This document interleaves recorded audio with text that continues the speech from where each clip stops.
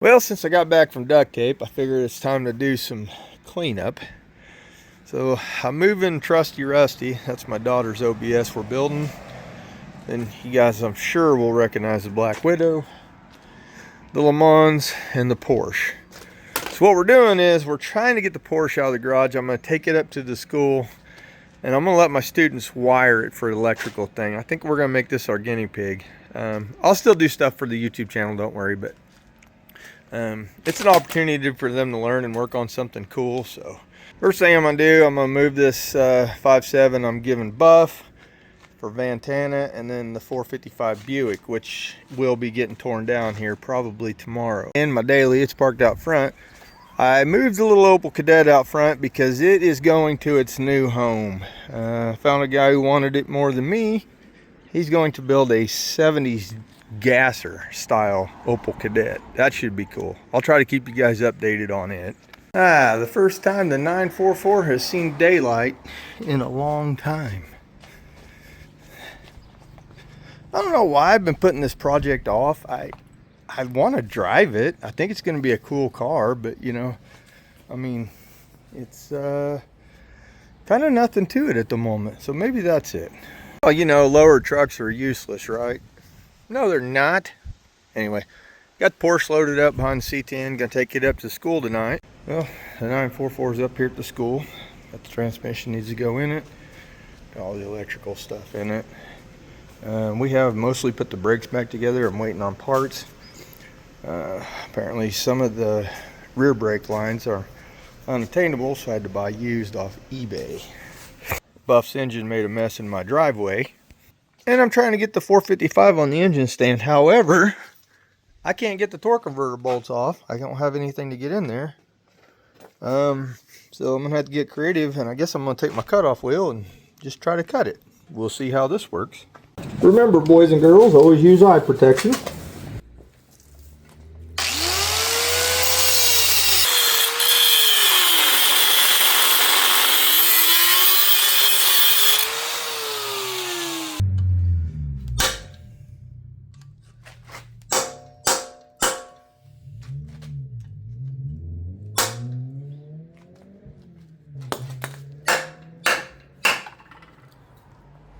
Well, 9/16 is too small, 5/8 is too big, but a 15mm fits these. How the hell is that? It's a 73. That makes no sense to me. Unless somebody's changed converters and put the wrong bolts in it.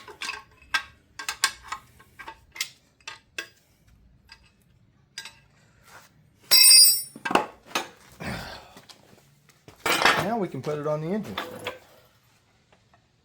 Maybe. Oops. Finally got the old 455 on the engine stand. The engine stand didn't really like it too much. And which is weird because this engine only weighs 100 pounds more than a small block. So, I don't know. 455 Buick is the lightest of the big blocks. Just a little facts if you didn't know that. Alright, we're going to start tearing this 455 Buick down. Just curious to see if it's even rebuildable. I don't know if it is or not. If it is, we'll do something with it. If it's not, then I guess we'll sell any good parts on it and let it go. It's really a shame that somebody let it get water and stuff in it though, because I mean, they don't make them anymore. But what do you do? Dip these valve covers off of here.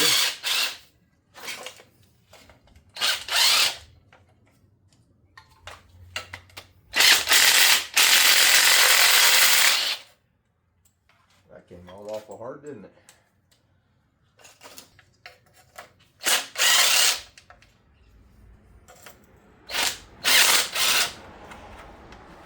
Okay, here goes. Maybe.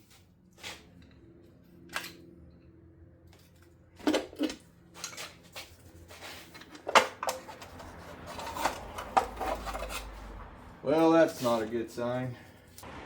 That is definitely not what I wanted to see.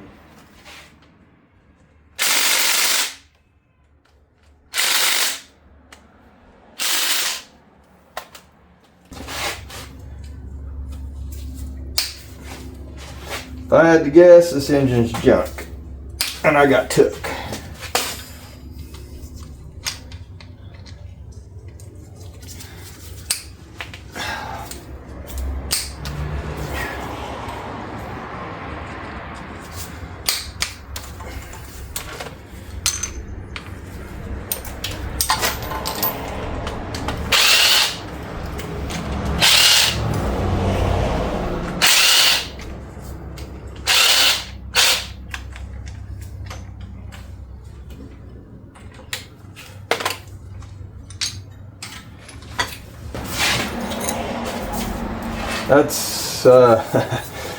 That's not a good sign.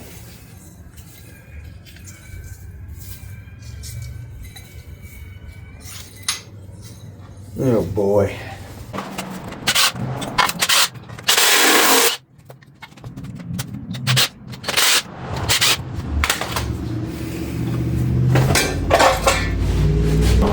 Well, that one's just as bad, so that's maybe worse. Worse, actually. Oh my.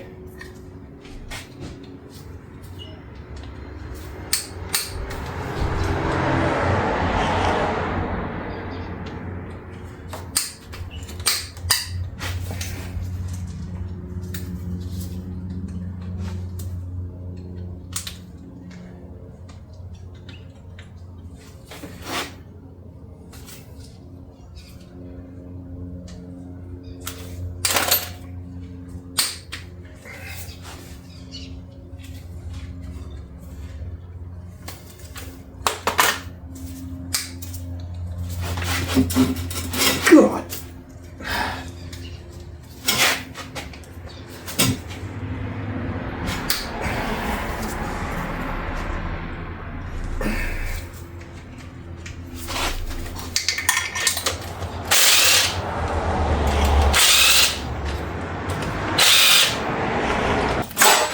Alright, there's that side.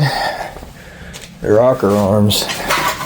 This side looks like it's been on the Titanic. Not good, folks. Alright, here goes. Let's see if this will come off. And if I even want to know what it looks like underneath it.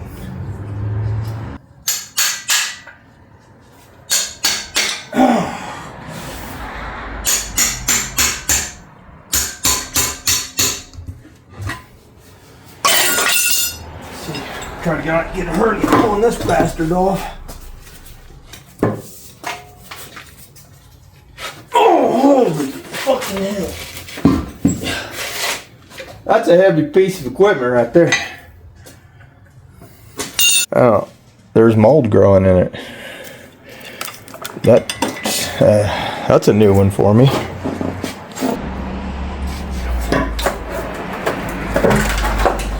Well, it actually don't look as bad in there as I thought it would.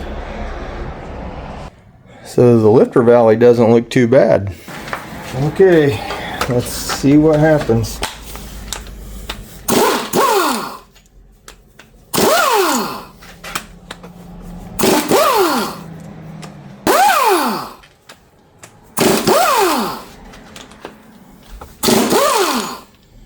Well, let's just say I'm not holding out much hope.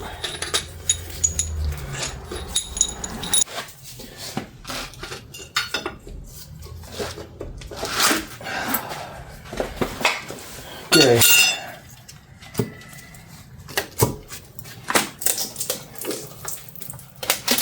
Well,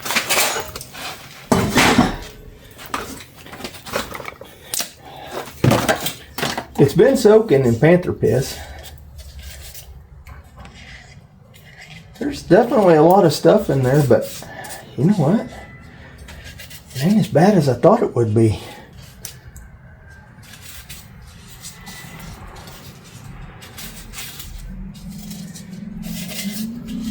It's mainly 2 cylinders. I'd probably be able to get the piston out of those 2. I think those heads will even fit. I think they can be fixed.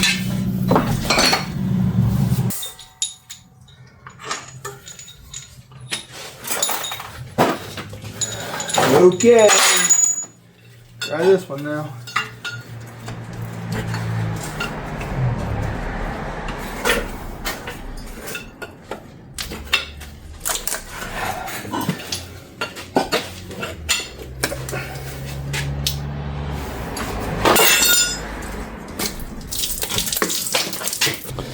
Okay, I mean that cylinder's obviously like needs bored,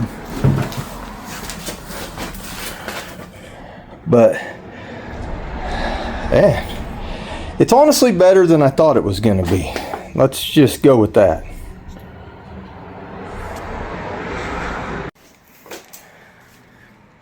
Okay, I mean, I don't know. I'm gonna beat the pistons out of it tomorrow and just see. I don't know. I mean, the block's good. It's standard bore, so it might be buildable. Depends on how much money. I don't really want to spend a bunch on it. I drained about 3 gallons of water out of it, and I'm not even exaggerating on that, so I'm not too confident in pulling the pan off. But here goes.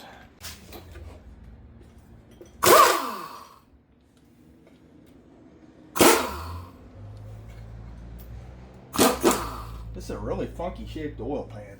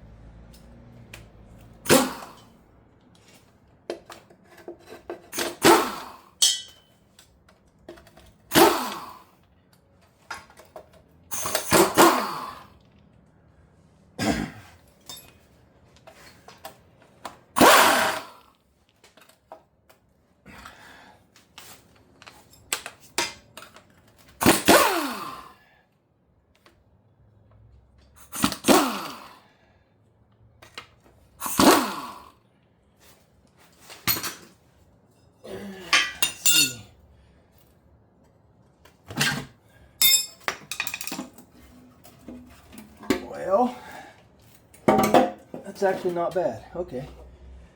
I was thinking it was going to be all rusty, but it looks like there was enough oil in it to stick to everything to save it, I guess. So at this point, it's still fixable. What I'm going to try to do, I'm try to pull the crank out, and I'm going to try to pull the push the pistons out through the bottom. Most engines you can do that on. I assume you can do that on a big block Buick. I'm not 100% sure on that, so I may have to check into that before I try it. But either way, it looks like it's savable actually. So that's good. I can't hardly believe it, but all the lifters pushed up, and I got the cam out. I actually think if a guy wanted to take emery cloth, I think you could save this cam too. Cam bearings even look good in it, but this thing's definitely got the original timing set in it. It's got the nylon on the gears, so that's interesting. I don't know. I think this would have been a great motor if he wouldn't have, let it get water in it. Like somebody's installed one of those temporary freeze plugs at one point. Temporary that usually stay in there until they fail. I know one thing. This thing's got some beefy bolts in the main bearings. My God. And it's got like 12-point bolts on the connecting rods, and they're pretty beefy too, actually. I wonder why these things were so badass back in the day. Got the crankshaft out. Had to get a little creative, but it's out and it's in good shape, so it's usable. Got 5 out of the 8 pistons out. I think I'm gonna have to pour something down in these cylinders and let it eat that rust for a little while. So I'll have to figure out how to do that. All right, all but one out. I did ruin one of the one of the rods, but whatever. That's not a big deal. One rod is a sacrifice. I got this one soaking. This one is by far the worst. But this block is definitely savable. So that is what we like to see.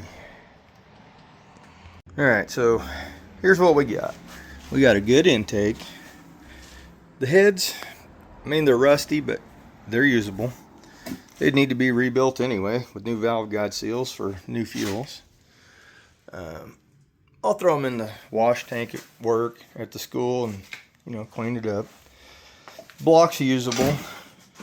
You know, I got this one soaking. It's doing stuff. It's chemically reacting in there. Timing cover's good. The oil pan's good. So the bearings even look good. Crank's good. Throw some big block Buick parts in this Ranger parts washer. This thing is heated and it does a killer job. I'm lucky to have access to this kind of stuff, I guess. Well, there we go. 455 teardown. I didn't get completely screwed. The crank's good. I think the heads are still good. I think the block's good, actually. They just need board.